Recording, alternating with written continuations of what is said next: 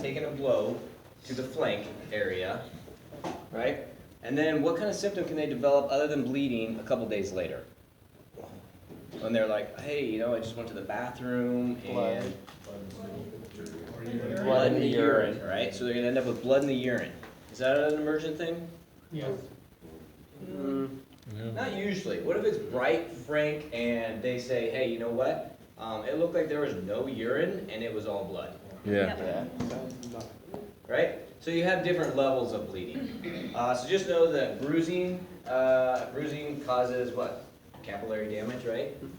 So capillary damage inside the kidneys can cause bleeding in the urine. Okay? So there is that possibility somebody will present with week-long flank pain secondary to a fall or something like that, and then they call you because now they have blood in their urine. Right? So that's a normal thing, but is it something that needs to be checked out or evaluated? Yes. All right. Do they need to go by ambulance? It all depends on that scale of, hey, is this pure blood or is this just a tinge of blood, right? Sometimes they'll heal on their own. Sometimes they actually need to go in and have surgical work done to fix it. Okay? All right. So, you were, look at the... So would that be recommendation to ER or to their primary care? I would say start off with primary care. Start with the primary care, once again, depending on lots of blood, ER, light tinge, primary care. Okay. So this is kind of that retroperitoneal bleeding, where you're going to notice that they're bleeding into the abdomen type of stuff, right? Is this a bad day? Yeah. Is that a late finding? There's lots of blood in there. Yeah. Get that purple. Right? Her So arm too. basically, this is probably somebody that they had the bleeding and they've been laying in a hospital bed recovering, right? So this is because you can see it's almost like lividity, right? Yeah. The blood has pooled. Because most of the time, what will happen is it'll probably be more localized. You'll end up with a patch along here. It'll probably diffuse across the back as well. This one is not a good one here. Right? This isn't an entire abdomen, so this is peritoneal bleeding, right? So this is your intestines or something, but this up here is what is concerning to me, right? Why is this concerning? Liver? Because my liver's up there. Lots of blood there. You can lose a ton of blood that could potentially come from your liver and just slowly diffuse using gravity down into the abdominal cavity, into your peritoneal region, okay? If you end up with blood in your pelvis, you can end up with blood going all the way down into the posterior part of your legs, front of your legs. A lot of it's just going to depend on where the bleed is located. With that one in B, if it was in the pelvis, wouldn't you see it from the pelvis down? There wouldn't necessarily be that You would not line. have this line right here, Okay. probably. It would be all the way up into the From pelvic girdle, from where it starts. where it starts and works its way down. Okay. So any sorts of signs like this, try and figure out if this is not an acute onset thing, you got to figure out when this happened. Right? What would A be from? A whole arm, like a crush injury? Crush injury or a really bad IV stick by a paramedic student. Not us. I would guess No, that's your probably a crush injury of some sort, or a procedure. They had a procedure done where they maybe had vessel damage, where they were going in brachial artery type thing, where there's just because you can see kind of around the brachial artery area, and basically they could just fill up depending The on what type arm of with damage. blood? Yep, what kind of damage was occurred there. It's hard to say really, but I would lean towards like a compartment syndrome. D also has that on her right arm. Yeah. Bleeding. All right. What kind of patients are high risk for bleeding? Blood thinners. Blood thinners, thank So, you. yep, we have to eliminate the Coumadin now, because Coumadin is not the go-to. So now we're to the blood thinner portion of it, right? Because there's so many of them out there. Trying to eliminate some of the things. And so somebody that just simply falls down can end up with something like this. And it's not a organ bleeding. It's not an abdominal organ. It's nothing major bleeding, but it is capillary damage that is continuing throughout the entire body. Okay? All right, case study, here we go. 50-year-old male logging accident. It's a 1 hour duration from the time of the incident, the time that it occurred, until you get there. Is that bad? Yeah. You do not have a helicopter. It's just way too clear and blue of the sky for them to fly for some reason. Sun's in their eyes. Sun's in their eyes. Ooh, that's a good one. Man, I'm gonna start using that sun's in their eyes thing. Okay? Annalise has tons. So when you get there, patient has a GCS of 15. They're pale and diaphoretic. You have a weak radial pulse, like to the point where you're not even 100% sure that it's their pulse or your pulse because of what you're looking at, right? So you have those moments where you're just like your mind and eyes take over what it is you're seeing, right? So you got blood pressure 78 pulse of 145, and right now it's sitting at 94%. Piece of cake, right? Yeah, it's an easy one. So that's what you see. Okay, so let's eliminate this up here first. It took me to figure out which side of that was the person. Head's at the So the head's up left. here. With Okay, the so the two. head's here. You're not there yet, though. Okay, Yeah. this is where you're at. Okay, remember GCS of 15. Wow. So he is talking to you. Totally knows what's going on. Is the log cut? He is a logger, so he is down in a unit. Western Lane. So he's down in a unit, okay? And there were falling trees, and a branch came down and obviously penetrated his thoracic and abdominal cavities. Walked. Okay? So you hike down in, and he's sitting there, and he's still impaled, right? So the cool thing is there's chainsaws and stuff there, and you're able to quickly get him unimpaled. Kind of like what we were talking last term about getting people off and how to do it, right? Very simple way of getting them off. Mark, nice try. I see the smile. And so you get him disconnected from the tree. And we did last year. Where's your tally? I don't get a tally for that because it's in context. But you need to look at it from the perspective. Just The smile. only person that this context goes this way with was Mark. And then everybody else missed it. And like, as I'm walking around, the only person I see like laughing about it is Mark. I'm like, of course. So it's almost one of those things where Mark would get it for just bringing the attention to it, and then they're good. No, I'm just kidding. Okay, so let's get back to this. So you get him disconnected from the tree, and then now we gotta go. Right? We gotta go up the hill. Long ways, right? So you put him head up to go up the hill on the backboard in the Stokes stretcher. You take about 5 steps and he passes out. He's unconscious now. What's the first thing you should do? Well, his Hold head, fast. he should put his feet forward instead of his head. Okay, so boom, we go back to level. He wakes back up. We flip him around and put his feet first. We go up feet first. He's awake and conscious and talking the whole time. Go to put him in the back of the ambulance. Head goes down. He goes unconscious. So now you have an unconscious person, does not regain consciousness with any sort of position. So now you have this, and you have an unconscious person. You got a pulse? Barely. That's his pulse. That's his pulse when you get to the top. When you get to the top When you get to the top. and he's unresponsive, And he's is now that the same unresponsive. with So now his PT? GCS is 3. What's that? Does he have a gag reflex? No. What'd you ask? Does he have a gag reflex? He does not. He's a 3. Not with 3. That tube's going in. Are we on our side of this person? Yeah. Don't. No, We're gonna no. intubate We're this gonna person. No intubate. gag reflex, it's going in. Okay, so we're gonna intubate this person. She didn't even look at you. Okay, so intubation's in. Secured, obviously, yes? Okay. What is your thought process on injury? Liver? Yeah, it's like the liver's on the Lungs. branch. You guys laugh, but it's legit. There's a chunk of liver there. So this is the Wait. other angle. Where's the chunk of liver? Okay, so you look right down here, got a little bit of liver here, and then if you look right up here, Yeah. Got a little bit of chunk of liver there too. Okay? So, what is our treatment path? So we've already, Do what we can to control bleeding, IVs to get the blood pressure to So 80. the limb basically is so wedged into the cavity, the limb is not going anywhere. Yeah, limb is stable. we've already intubated. Patient is intubated.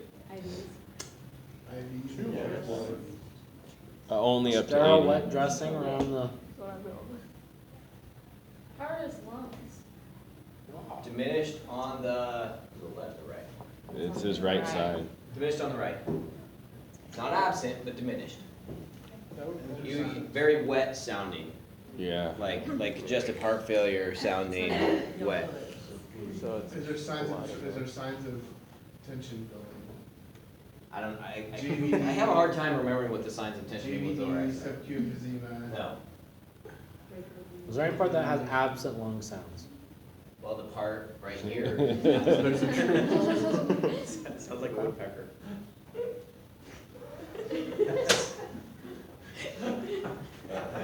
Oh, Glad all I did was smile. I still wanted to chop. There. So woodpecker in his chest. Okay? What is a woodpecker? Okay, so what? Maybe this is you guys. there's not much you could do. What'd you ask? IVs and transport. Is there any other pain, well, I can't feel, is there anything else that we see besides what we see right here, like in his legs? That's what you see.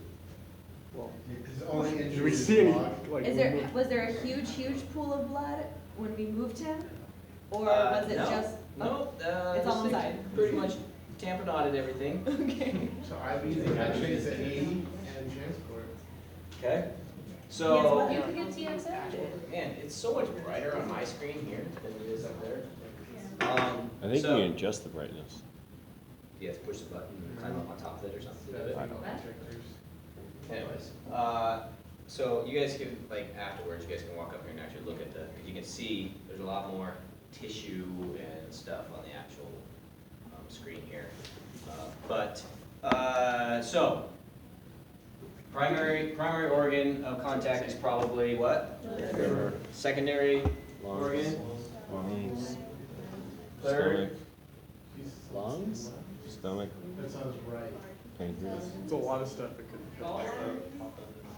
Gallbladder's probably gone, liver's probably gone, probably the bottom of his lung. Some intestine. Intestine, What runs His the leg line? on the right side. Aorta? Large intestine? aorta, yeah. So you got the aorta that's running really close there. Would you probably know sooner if it was the aorta? Probably Do you think a lot of it, like after an hour of him being here, Probably would not. if the aorta was hit, it's not going to last you an hour, even if it was tamponaded with that thing. Because we never removed the tamponade, so it would still continue to be there. I mean, you could nick things where it becomes a slow thing, but like the major things that are killing him right now Or the liver. is the liver, the lungs, the intestines, any other major vessels that it hits. Let's see, what else? Anything else you guys would do for this person? TXA? Okay, I would have said pain management, but he's at a 3 now. yep, he's now unconscious, unresponsive. Monitor in case you need to decompress. Also, Okay. he could go cardiac arrest with this much. So he goes from sinus tac into PEA. He's now in PEA. What do you do? Trust You have a 30-minute transport time. You're gonna modify your CPR to. Well, it would be a trauma code. So it'd Don't be, treat that as a trauma code though, because he was, He's with you. He was what? He was alive when he Alive. got there. He was alive when he got there, he right? was alive for an hour. So do you think that this guy's going to survive? No. not if he codes. And you're relatively far from Because hospital. why is he coding? Because he's he's coding because he has hypovolemic. massive internal trauma. Right? Because he's hypovolemic, right? Because like if you go through all the causes of PEA, right? Like hypovolemia is the only one that this guy falls under, right? Yeah. Like, there's all these other things, like, no, he didn't throw an MI right before the thing came down and hit him in the chest, right? So this guy's hypovolemic, so he's dying because he has no blood volume, right? Because it's all in his belly or in his chest. So you guys are gonna be put in this situation to run this code or not run this code, right? You'll get people that say, nope, I'm not gonna do it, you know, there's no point in it, right?